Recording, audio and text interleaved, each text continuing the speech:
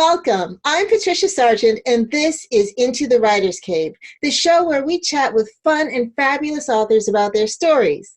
Today, we're going into the Writer's Cave with fan favorite Donna McMeans.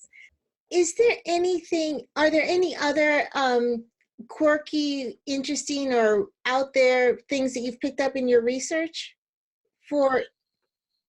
Well, in the quirky area, I was researching my daughter. My daughter is a great research assistant in that every holiday, birthdays, Christmas, I know exactly what I'm getting. She goes and she buys a number of research books, things that I can use that are set in my time period or something I can use from that. Oh, that's period. lovely. Yeah, it is. It's really nice. I have the best research library down in the basement, bookshelves upon bookshelves upon bookshelves.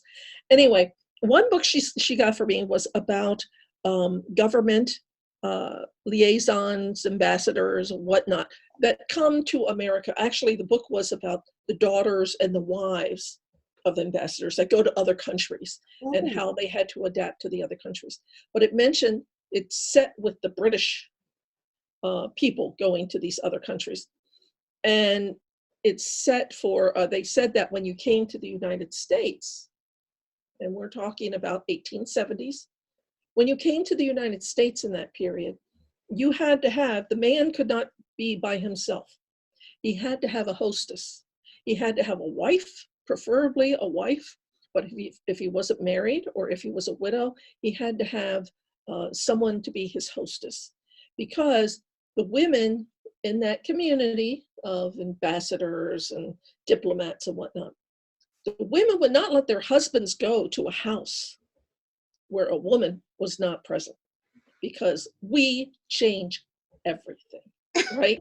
All you need is one woman in that house, and it puts men on a different standard of behavior. And so in order for this guy to be able to host dinner parties or to host different things where all the rules and the introductions and all the mechanics of government really happen, in order to do that, he needed to have a hostess. And there was one, of course, I can't remember the names, it's been too long, but he had, the man that was supposed to come over from England to take that position in America wasn't married, and he had to have a hostess. And he decided to turn to his illegitimate daughter, who was raised in a convent and did not speak English. She was French, or she could speak French. And he was going to bring her over to be his hostess. But he had to get the permission of all the other households and ladies on the street to see if they would accept her. Interesting. And they did. I thought that was the most interesting part. They accepted her. And so she came over, and she turned out to be the best hostess that there was. She had a style about her. She picked up English. She was so kind to people. Her worldview was such that she was extremely popular. And that's a true story. I thought that was really cool. So that's on the quirky side. Other than that, I think in my research, when I did I was writing Seduction of a Duke, my daughter had given me this book about the clothing in the Victoria and Albert, the V&A Museum.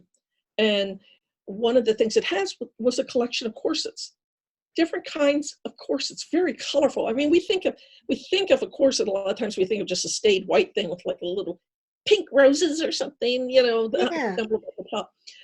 These were, my God, these were gorgeous. Some of them were leather. They were in bright stripes.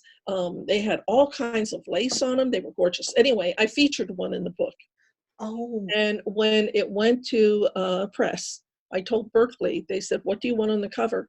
And I said, "This is the corset that I use in my book." And they put it on the cover. Oh, beautiful. I thought that was really cool. I thought that was really neat. I agree. That's a very nice touch. Uh-huh. So what was the first book that you read that inspired you to become a storyteller? Well, I think what you're really asking is what was the first book I read that inspired me to write stories? Right, right. And that's a little different than to be a storyteller, because my answer would have been totally different. Oh, can I have both answers? Had both, okay. When I grew up, we lived in Maryland, and I shared a bedroom upstairs. There were 2 bedrooms upstairs. One, my sister, my younger sister, and I shared. And across the hall, my older brother shared with I have 2 older brothers, and they had one room. And at night, my little sister, Sharon, my younger sister, I now have 2 younger sisters, but Sharon would always have me tell me a story. Tell me a story at night.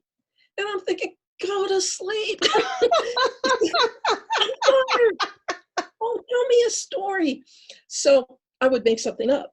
I made up stories. And I would always kind of pause and wait. And if she said, and then what happened?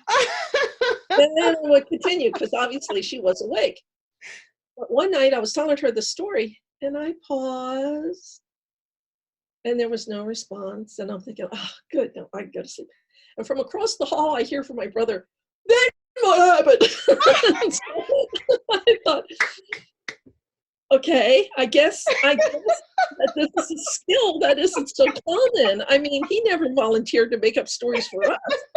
So I think that is probably the most defining incident for me, that I was a storyteller. Now, when I decided to write, and that translated into reading, I read everything that I could. I loved reading. And then I read Outlander.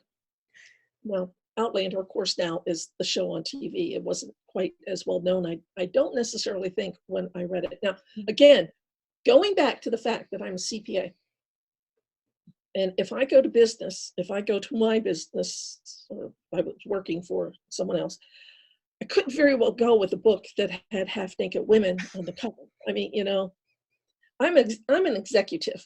I was an executive there.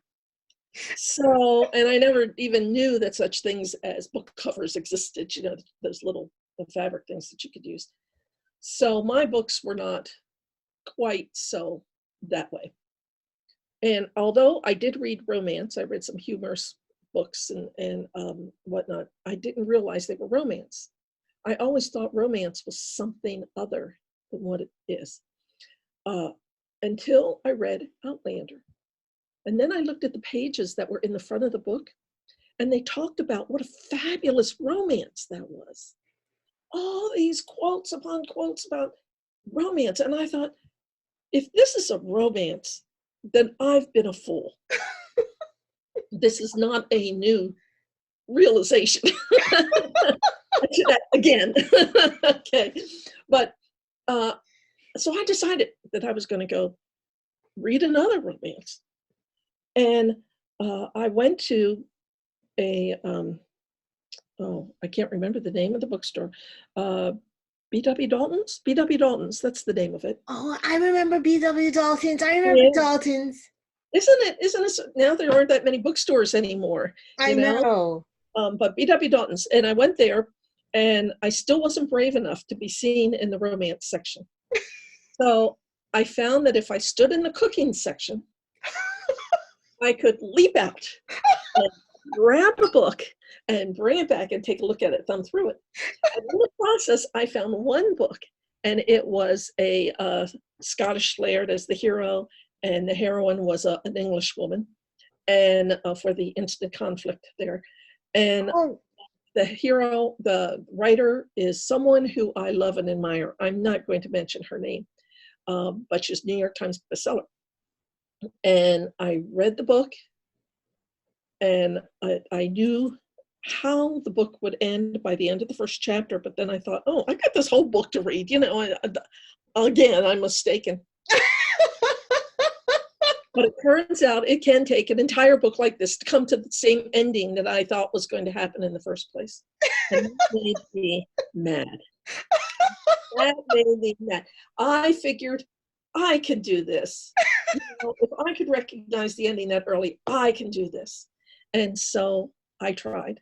And what I discovered two things. One is it's a heck of a lot harder to write a book than it is to read one.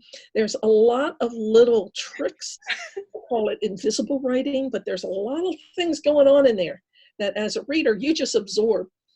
And that's the key. I mean, you don't want to make them obvious. So you just absorb and enjoy, but they're there for a reason. Script writing for a movie is very similar as well. They have little techniques that they have in there that you're not supposed to realize that they're there for a purpose, but they are. And so that was the first thing that was a lot harder than what it appeared to be. And the other thing was that I loved it. I absolutely enjoyed writing a book. And so that's what I've been doing since then, is writing. But yeah, it all goes back to those bedtime stories.